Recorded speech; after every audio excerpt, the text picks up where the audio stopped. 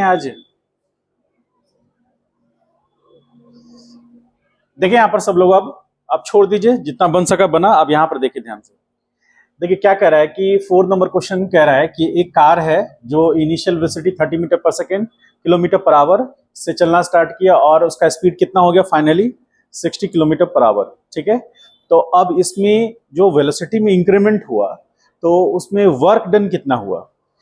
पहला 2-3 बात हमको ये समझना है कि कार जा रहा है पॉजिटिव एक्स एक्सिस में और उसका वेलोसिटी इंक्रीज कर रहा है या डिक्रीज कर रहा है, इंक्रीज कर रहा है। इसका मतलब है कि उसका जो स्टेट है उस स्टेट में चेंज आ रहा है।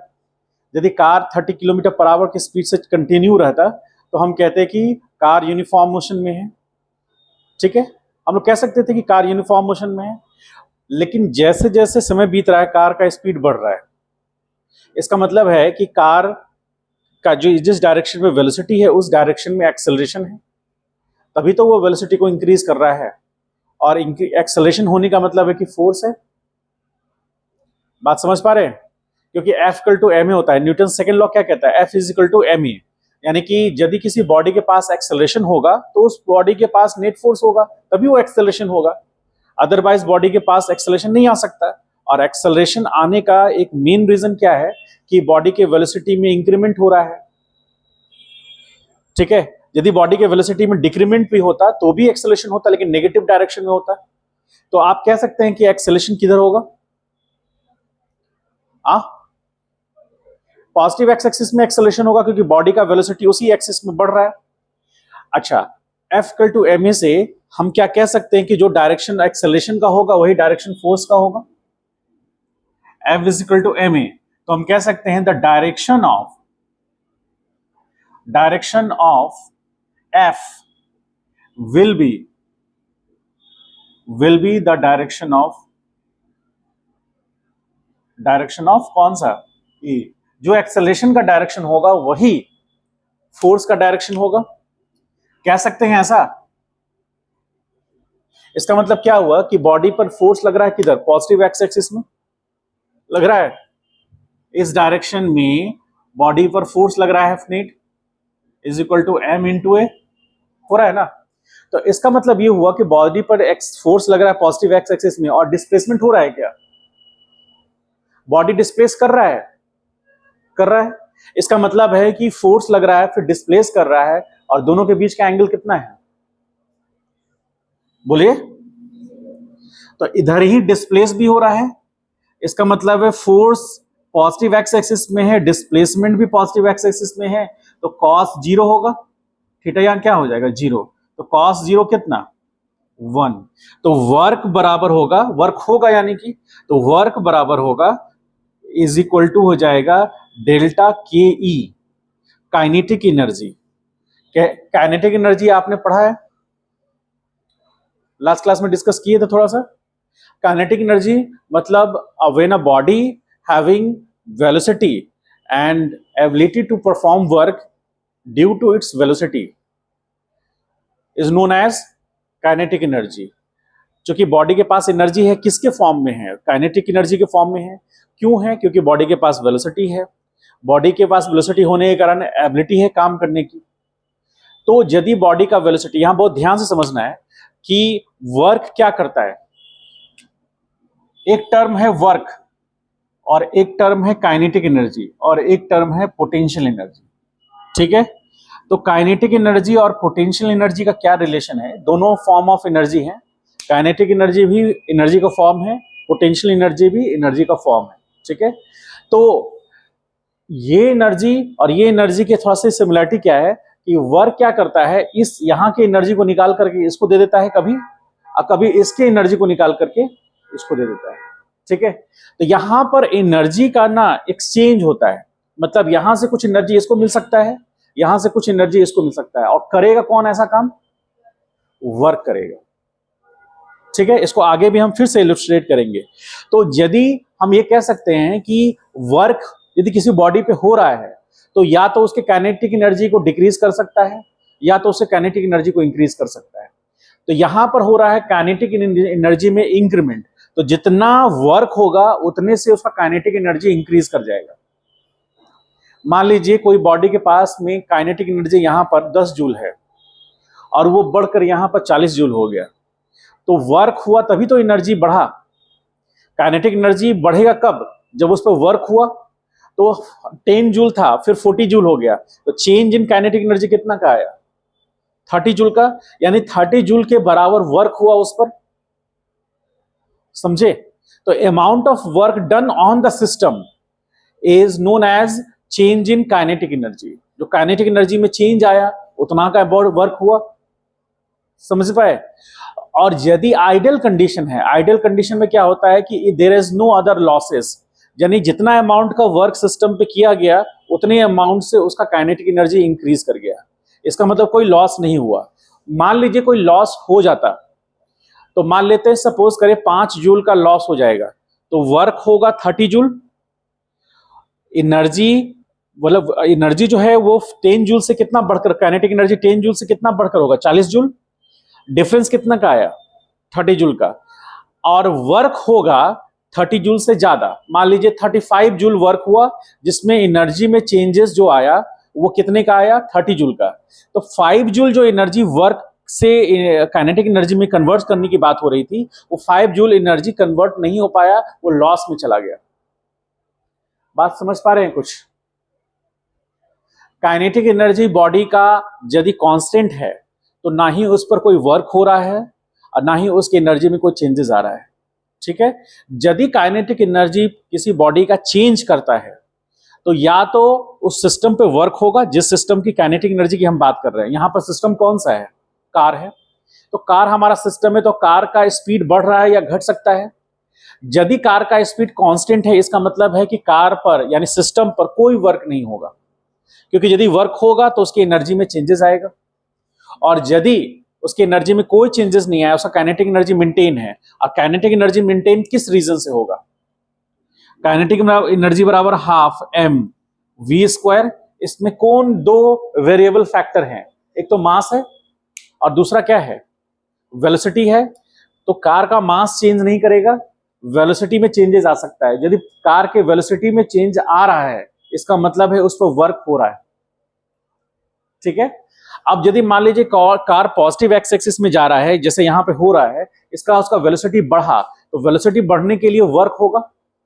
वो वर्क क्या करेगा? उसके वेलोसिटी को बढ़ाएगा, घटा भी सकता है, यहां बढ़ाने की बात हो रही है। तो वर्क क्या कर रहा है? उसका काइनेटिक एनर्जी को बढ़ा रहा है। काइनेटिक एनर्जी कितने जूल से बढ़ा? तो काइनेटिक एनर्जी जितने जूल से बढ़ा उतने अमाउंट का वर्क सिस्टम पर हो गया। बात समझ पाए? इसीलिए हमने ये रिलेशन रखा है। Change in kinetic energy is equal to work done on the system, यानी कि सिस्टम पर वर्क हुआ उतने से उसका काइनेटिक एनर्जी चेंज कर गया। मान लीजिए वर्क हुआ 30 जूल का, तो काइनेटिक एनर्जी कितने से चेंज किया? 30 जूल से। समझ पा रहे हैं? तो 30 जूल जो चेंज आया काइनेटिक एनर्जी में, वो किसके कारण आया? वर्क के कारण। इसीलिए उतना अमाउंट का work change in kinetic energy के बराबर होगा। और जैसे हम लोग पहले पढ़ चुके हैं कि काइनेटिक एनर्जी में यदि चेंजेस नहीं आ रहा है, काइनेटिक एनर्जी में चेंजेस किस रीजन से आ सकता है? या तो बॉडी का मास चेंज करे या उसका वेलोसिटी चेंज करे। 99.9% केसेस में पार्टिकल का वेलोसिटी चेंज करेगा, मास तो चेंज करेगा नहीं। यानी पार्टिकल का वेलोसिटी चेंज करेगा तो काइनेटिक एनर्जी में चेंज आएगा, और यदि काइनेटिक एनर्जी चेंज आएगा तो इसका मतलब वर्क डन होगा। समझ पाए कि नहीं समझ पाए?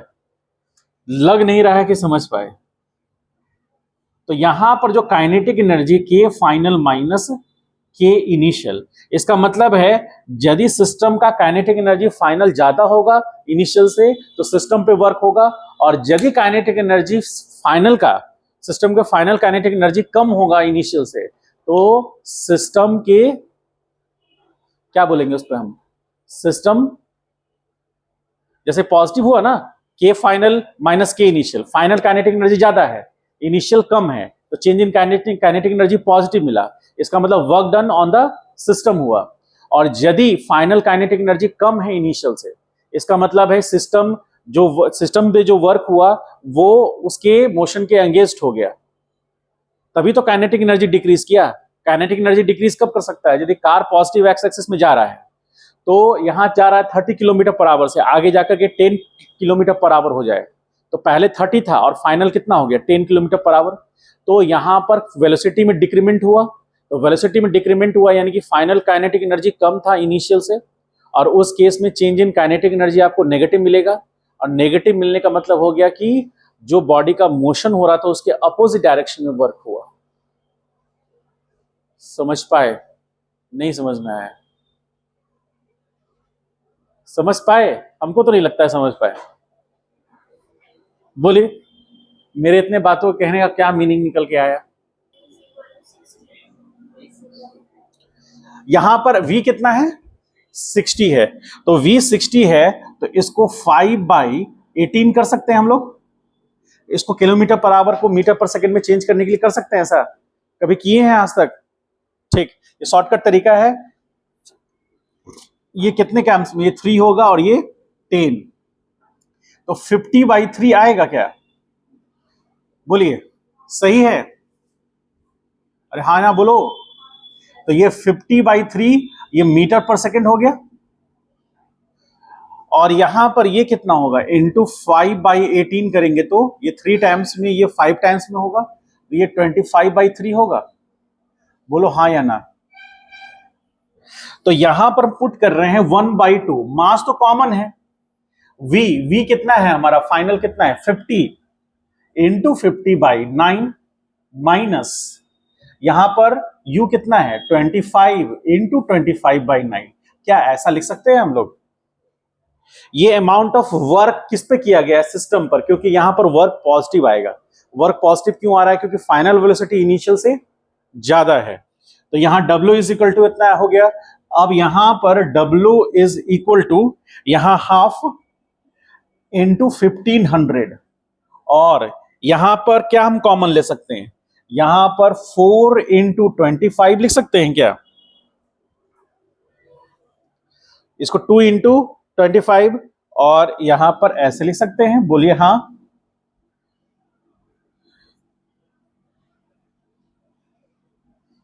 बोलो, सही लिख रहे हैं? हाँ, यहां पर ये कितना होगा? ये होगा 15 यानी कि 750, ठीक है। और वर्क बराबर 750/9, और इंटू कितना लिख सकते हैं? 25 इंटू 25 ले सकते हैं, और ये कितना होगा? 4 माइनस 1 3 होगा। 3 से ये 9 टाइम, ये सॉरी 3 टाइम्स में कैंसिल हो जाएगा, और ये कितने टाइम्स में होगा? 21550, यानी कि वर्क डन बराबर 250 इंटू 25 इंटू 25, और फाइनली ये वर्क कितना आएगा? W बराबर, आप इसको मल्टीप्लाई करेंगे तो कितना आंसर आएगा? 156250, 156250 जूल। इतना आंसर आ रहा है क्या? उसको मल्टीप्लाई करके देखे तो इतना आंसर आ रहा है। दूसरा प्रोसेस है, कौन सा प्रोसेस?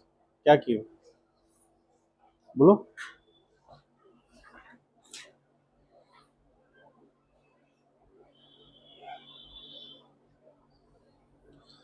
ये प्रोसेस गलत है, क्योंकि तुम्हें नहीं पता कि एक्सेलरेशन कांस्टेंट होगा या वेरिएबल होगा। पता है?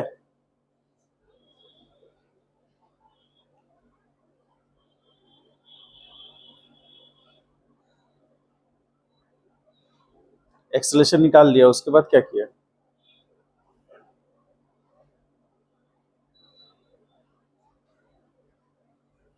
वर्क फोर्स इंटू डिस्प्लेसमेंट, तो फोर्स तो इतना हो गया, डिस्प्लेसमेंट ये 5 कहां से है? एस, तो एस का वैल्यू कितना होगा? अच्छा, यहां से एस ले ली, ठीक है, हो सकता है, लेकिन इसमें V square equal to U S square plus 2s हम तब लगाते हैं जब हमको पता होता है कि एक्सेलरेशन कांस्टेंट है, बॉडी पर लगने वाला नेट फोर्स कांस्टेंट है, तब कर सकते हैं। अदरवाइज हम नहीं जानते हैं तो नहीं कर सकते। चलिए इसको राइट डाउन कीजिए। कैसा रंग का होता है? हाँ, क्या? टेनिस बॉल देखे हैं आप लोग? टेनिस बॉल मतलब जो लॉन टेनिस में खेलने वाला बॉल होता है। लॉन टेनिस जानते हैं?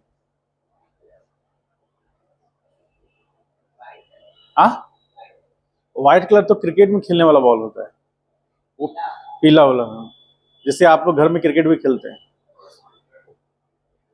वो लॉन टेनिस का बॉल होता है बेसिकली, वो रैकेट से खेला जाता है वो।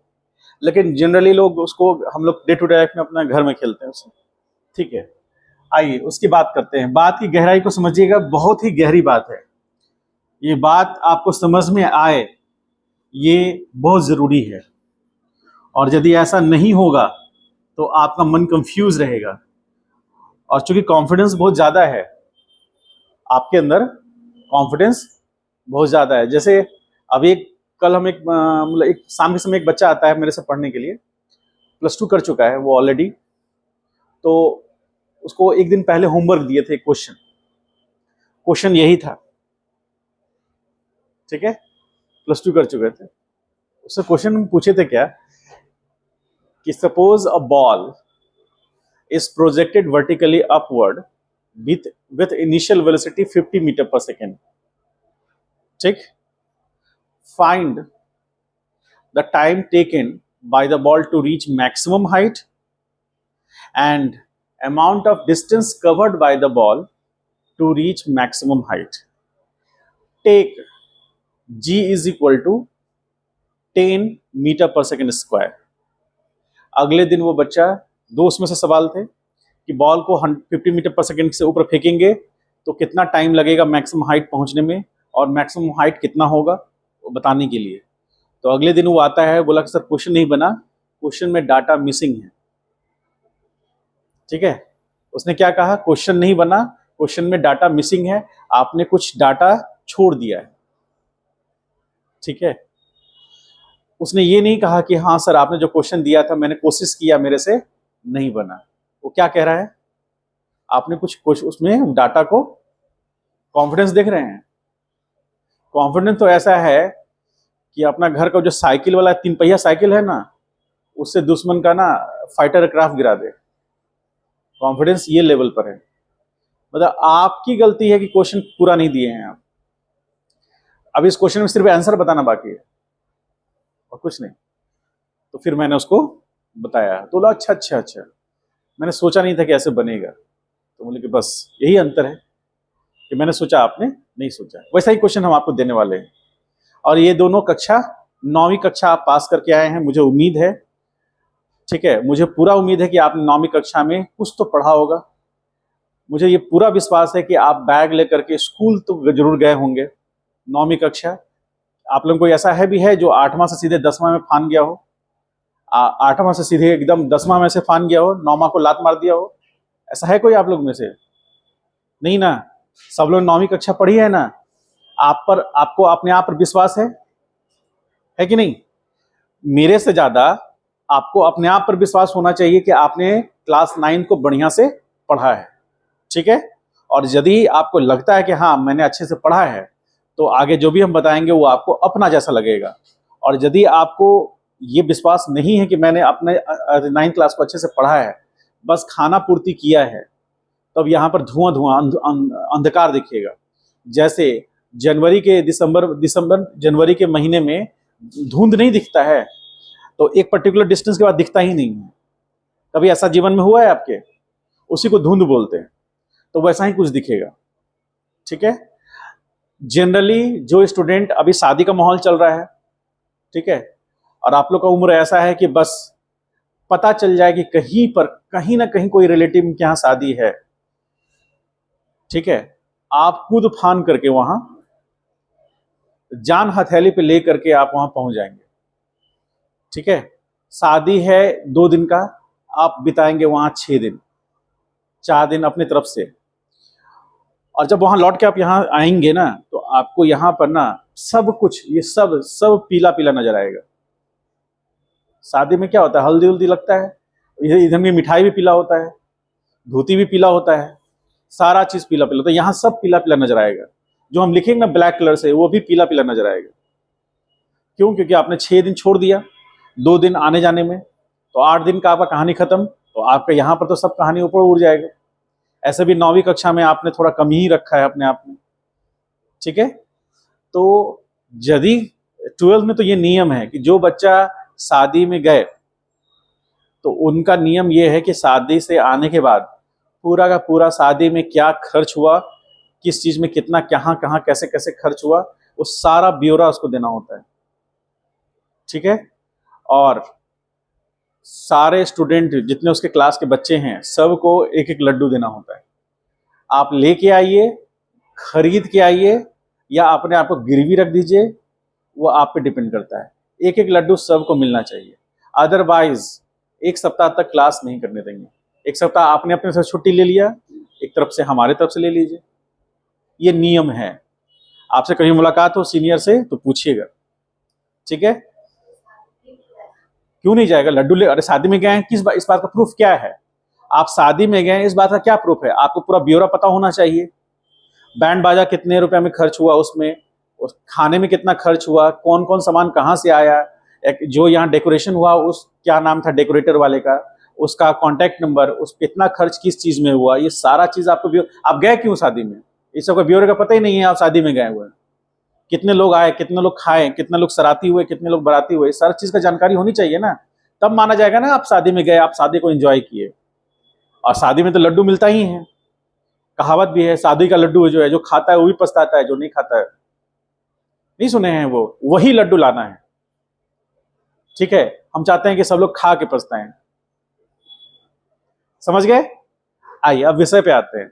समझ में आया? यदि किसी को भी शादी में जाना है तो इतने नियम कानून फॉलो करने पड़ेंगे, इसलिए हम शादी में नहीं जाते। इनफैक्ट हम अपने शादी में न जाते, लेकिन मजबूरी था, बहुत लोग पीटना शुरू कर देता हमको, इसलिए हमको जाना पड़ा। समझ गए? क्लियर है ना? तो इसलिए शादी ब्याह होने दीजिए। आप पढ़ाई ऐसा कीजिए कि आपके शादी में भी लोग आए, नहीं पढ़िएगा आपकी शादी में भी कोई नहीं आएंगे। समझ गए? आइए अब हम लोग विषय की ओर बढ़ते हैं। बहुत ही गंभीर विषय है ये, इतना गंभीर विषय है कि आपको पूरा पूरा काइनेमैटिक्स इसी पे टिका हुआ है। इसको बहुत ध्यान से समझेंगे और एनर्जी को रिलेट करेंगे। तो मान लीजिए एक टेनिस बॉल देखा है आप लोग ने, पीले रंग का बॉल होता है ना? अरे हाँ ना बोल दो। ठीक, तो वो टेनिस बॉल, जैसे मान लीजिए कि उस तरह से ऐसे टेनिस बॉल है, बॉल ऊपर प्रोजेक्ट हुआ है और u बराबर 50 मीटर पर सेकंड है। ठीक है, तो बॉल ऊपर जा रहा है, आराम से ऊपर जा रहा है और जाता ही रहेगा कि रुकेगा भी? क्यों रुकेगा? कौन उसको रोकेगा?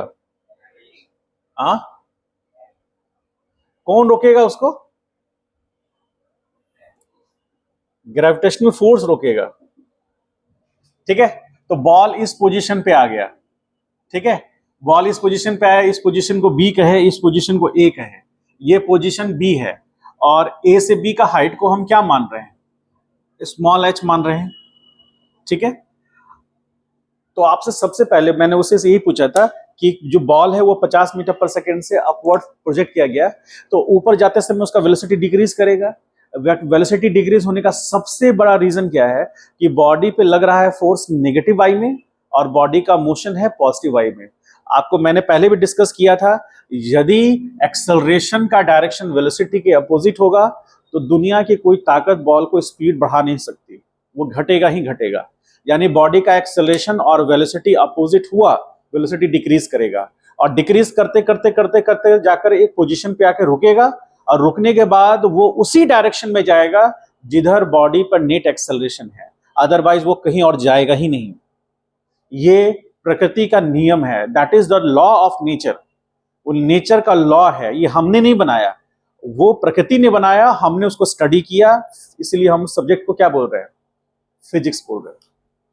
मतलब whatever phenomena which is happening around us, which is happening in our nature, we are just studying it, why it happened, and according to this observation we have made some physical quantities which will evaluate the all different characteristics of the system.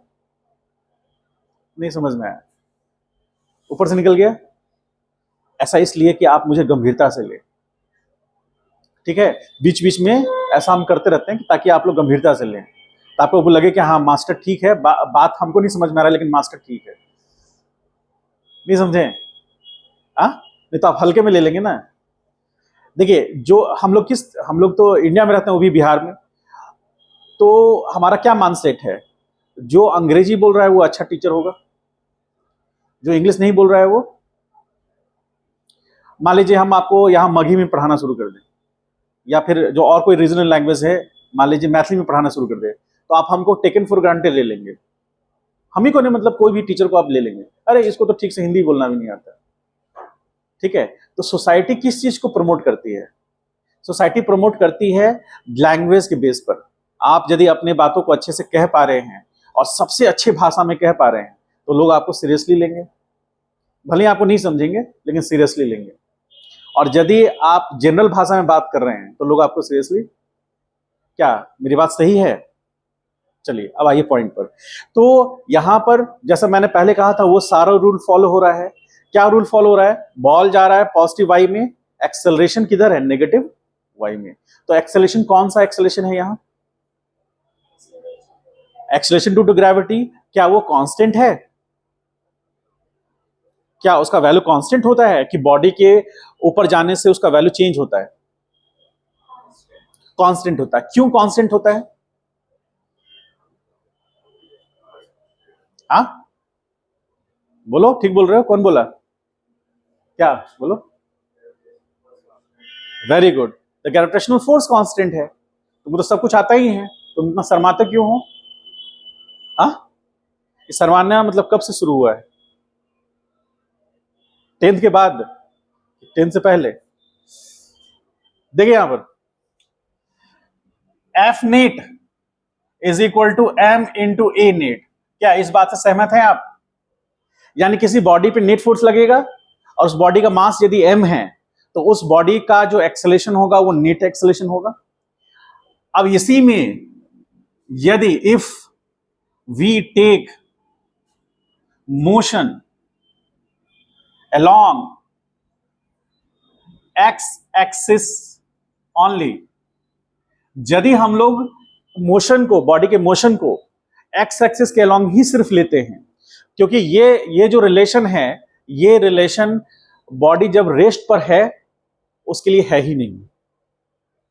समझे? Whenever we write F net is equal to mass into acceleration net, it means the body having a velocity. It is not a fixed velocity, but body has velocity. Body is not in stationary condition. Why it is not in stationary condition? Because acceleration is existing in the system, and when acceleration is existing in the system, it means the velocity of the system remain changing. वो कभी constant नहीं हो सकता, क्योंकि body का acceleration है। और acceleration कब आता है? एक्सेलरेशन फीचर में कब आता है? जब बॉडी का फाइनल वेलोसिटी इनिशियल से ज्यादा होता है, पॉजिटिव एक्सेलरेशन। और नेगेटिव एक्सेलरेशन कब आता है? जब बॉडी का फाइनल वेलोसिटी इनिशियल वेलोसिटी से कम होता है। मेरी बात को समझ पा रहे हैं? ये सब चीजें आपकी पढ़ाई, जो आपके 9th क्लास में पढ़ा गया है उसकी बात है। हम उसको डीप में चले गए हैं थोड़ा, हम ऊपर ऊपर नहीं हैं, हम डीप में चले गए हैं। लेकिन हम किस सब्जेक्ट में हैं? फिजिक्स के 9th क्लास में हैं। और यदि आपको लगता है कि ये टीचर जो बोल रहे हैं ये लगता है हायर फिजिक्स की बात है, ये 9th क्लास की फिजिक्स की बात है और एनसीईआरटी किताब की बात है।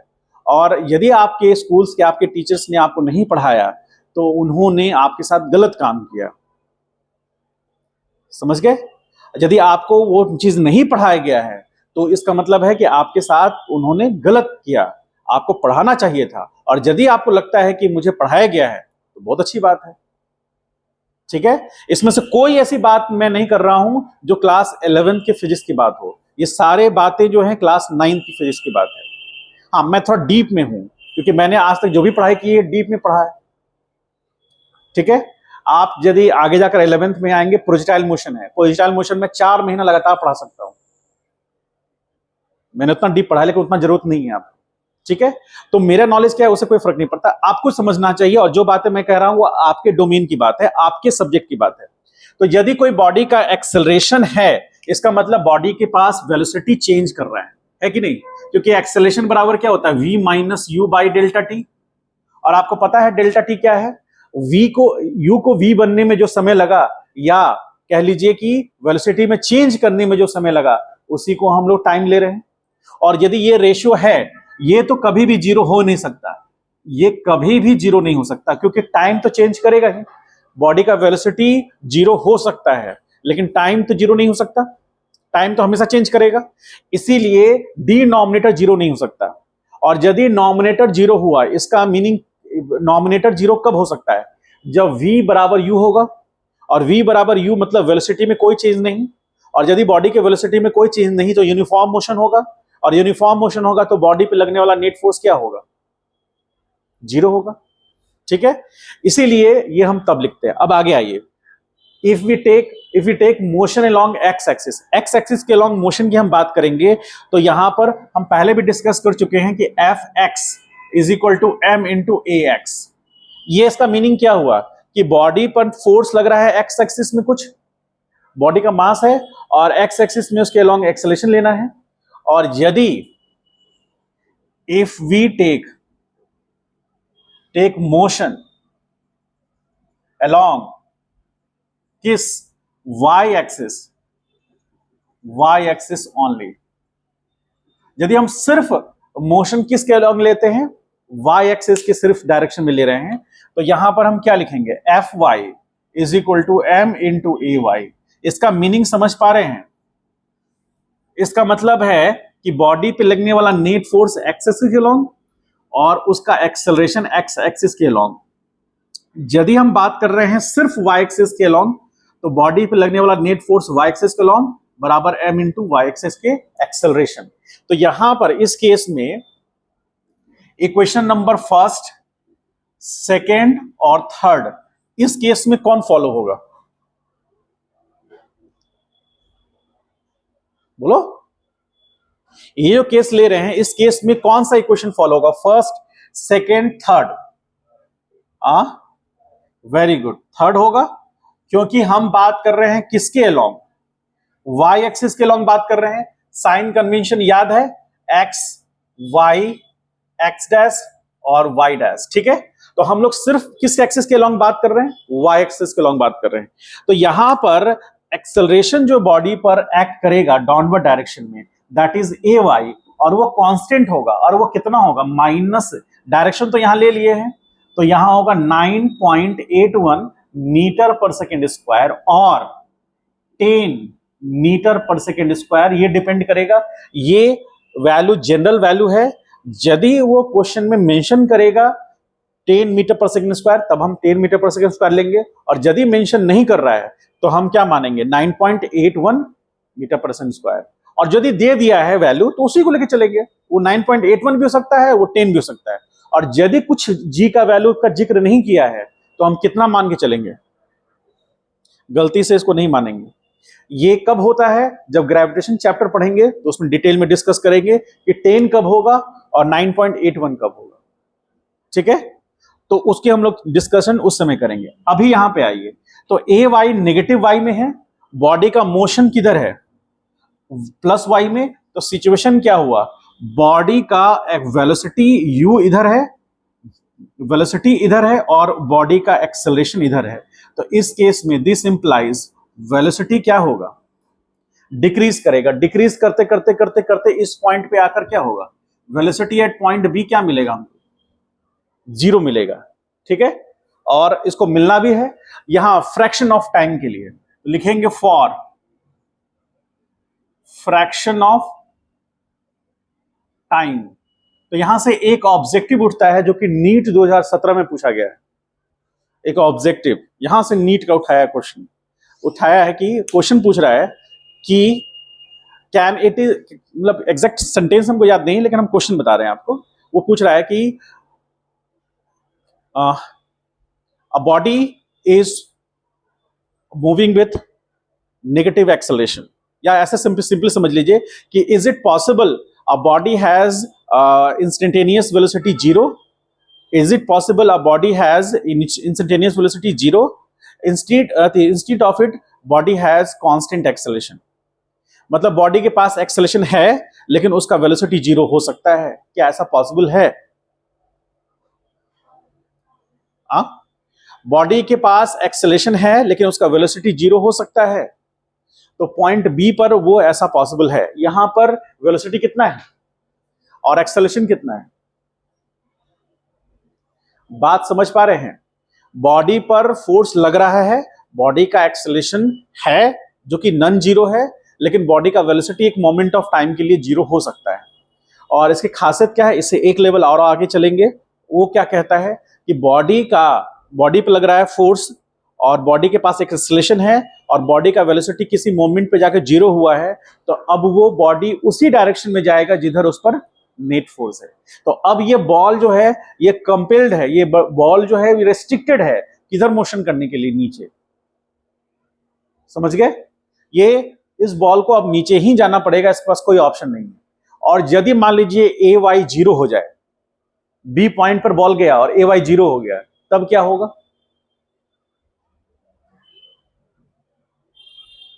बोलिए। यदि बॉल ऊपर जा रहा है, ऊपर जा रहा है, ऊपर जा रहा है, ऊपर जा रहा है, ऊपर जा रहा है, घटते घटते घटते घटते उसका वेलोसिटी 0 हो गया, वेलोसिटी 0 हुआ और उसी समय एक्सेलरेशन 0 हो गया, तो बॉडी जिस पोजीशन पे है उसी पोजीशन पे रह जाएगा। क्यों? क्योंकि बॉडी पे एक्सेलरेशन 0, इसका मतलब नेट फोर्स 0। तो बॉडी नेट फोर्स 0, तो बॉडी जिस स्टेट को मेंटेन रखा है उसी को मेंटेन रखेगा और वो बॉडी वहीं रह जाएगा, जो कि स्पेस पे होता है। समझ गए? और मान लीजिए कि एक्सेलरेशन पॉजिटिव हो जाए, अभी तो नीचे है, मान लीजिए एक्सेलरेशन पॉजिटिव वाई में हो जाए, तो बॉल जो है वो बी पॉइंट से नेगेटिव वाई में आएगा या पॉजिटिव वाई में जाएगा? पॉजिटिव वाई में जाएगा। क्यों?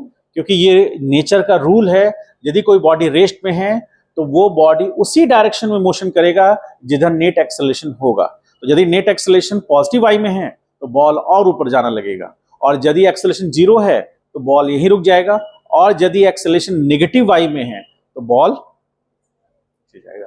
तो अभी हम लोग थर्ड कंडीशन की बात कर रहे हैं। एक्सेलरेशन तो नेगेटिव वाई में कांस्टेंट है, लग रहा है, ठीक है, वो 0 नहीं है, तो बॉल अब क्या होगा? नीचे आएगा। लेकिन हमको अभी वहां तक यहीं पर रुकना है, इसके आगे का मोशन को हम बाद में स्टडी करेंगे, पहले यहां पर हमको रुकना है। तो यहां रुकेंगे तो हम क्या लिख सकते हैं? पहला बात हम लिख सकते हैं कि बॉडी इस पॉइंट पर है, तो हम ऐसा लिख सकते हैं सिंस क्या लिख सकते हैं? The acceleration of the body is constant. Acceleration क्या है? कांस्टेंट है। कांस्टेंट है या नहीं है? Then we can use kinematic equation. Kinematic equations कौन कौन सा? पहला v is equal to U plus A T, second v square equal to U square plus 2as, third s बराबर U T plus half A T square. ये तीनों equations तब applicable है जब एक्सेलरेशन क्या है आपका? यदि बॉडी का एक्सेलरेशन कांस्टेंट नहीं है, आप जब तक आप इस बात में कंफर्म नहीं हो पाए हैं कि बॉडी का एक्सेलरेशन कांस्टेंट है, तब तक ये तीनों काइनेमेटिक इक्वेशंस को नहीं लगाना है। यदि आप लगाएंगे, आपका दिल इच्छा होगा, आपका आत्मा कह रहा है, दिल कह रहा है, जब भी कभी दिल और दिमाग की बात हो तो दिल की बात कभी मत मानिए, ठीक है? नहीं तो आपको वो नेगेटिव कर देगा। एक क्वेश्चन आपने गलत किया तो एक क्वेश्चन जो आपने सही किया उसका 1 नंबर ले दूंगा, ठीक है? इससे अच्छा होता आप क्वेश्चन छोड़ देते। आप क्वेश्चन छोड़ते तो जो आपने सही किया उसका 4 नंबर तो बच जाता। मेरी बात समझें? एक क्वेश्चन का वेटेज सही करने पर 4 नंबर मिलता है और एक नेगेटिव अटेम्प्ट करने पर 1/4 चला जाता है नीट के एग्जाम में, ठीक है? तो यानी कि आपने एक क्वेश्चन सही किया और 4 क्वेश्चन गलत कर दिया। बात हिसाब बराबर। हिसाब बराबर मतलब इसको हम लोग ऐसे कहते हैं कि आपने कॉन्फिडेंस में आकर, ओवर कॉन्फिडेंस में आया, एक क्वेश्चन को सही टिक कर दिया, आप कॉन्फिडेंस में आ गए। यदि आप ओवर कॉन्फिडेंस में आकर के एक क्वेश्चन गलत कर दिए, आपको तो लग रहा है कि हम तो सही किए हैं, लेकिन वो गलत है, वो एक नंबर वहां का काट लिया। वो एक कॉम्पिटिटिव एग्जाम है। कॉम्पिटिटिव एग्जाम की खासियत क्या है कि आप 2 नंबर लाने पे भी टॉप कर सकते हैं, नहीं तो 98 नंबर लाकर भी आप टॉप नहीं कर सकते। समझ गए? यूनिवर्सिटी एग्जाम नहीं है, स्कूल का एग्जाम नहीं है, ये सब लोग टॉप कर रहे हैं। सब लोग अगर 96% आ रहा है, ऐसा नहीं है। कॉम्पिटिटिव एग्जाम में यदि किसी का 96.2 परसेंटाइल है तो वो 96.2 परसेंटाइल उसका है, उसके नीचे बाकी 96.2% के नीचे जितने लोग हैं वो 96.2% लोग हैं। समझ गए इसका मीनिंग? हाँ, तो वो चीज को आपको मान के चलना है, अपना फिजिकल कॉन्सेप्ट को स्ट्रांग रखना है, उसको हिलने नहीं देना है। ये तब अप्लाई होगा जब एक्सेलेरेशन क्या होगा, सिस्टम का कांस्टेंट होगा। अब लास्ट पॉइंट, अब यहां पर हमको यहां से यहां जाने में कितना टाइम लगा, तो हम टी निकालेंगे, टी ए से बी क्या निकाल सकते हैं क्या टाइम? कौन सा फॉर्मूला पुट करेंगे? ये पुट करेंगे। तो यहां पर v बराबर u प्लस प्लस माइनस 10, जी का वैल्यू 10 मान के चलते हैं थोड़ी देर के लिए। माइनस क्यों हुआ? ठीक, वेरी गुड। टी ए से बी। अब ये टर्म को इधर लाएंगे क्योंकि ये तो जीरो है, यहां पर जीरो होगा ना, तभी तो मैक्सिमम हाइट मिलेगा उसको।